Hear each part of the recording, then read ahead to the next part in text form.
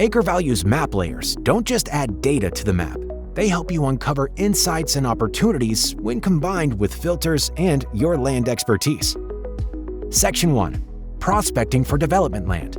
Looking for development opportunities? Start by filtering for large acreage parcels owned by out-of-state landowners.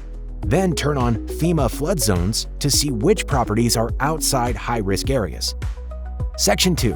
Evaluating renewable energy potential. Working with renewable energy developers?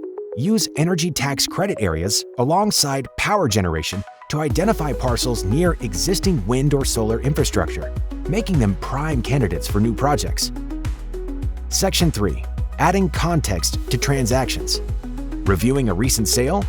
Turn on oil and gas infrastructure or remediation sites to see whether the property includes wells, pipelines, or potential environmental considerations, insights that affect value and use. Section 4. Combining multiple layers for deeper insights. For an even sharper view, combine layers with filters. Narrow parcels by crop type or tillable percentage. Then overlay wetlands and vegetation health data to refine your target list.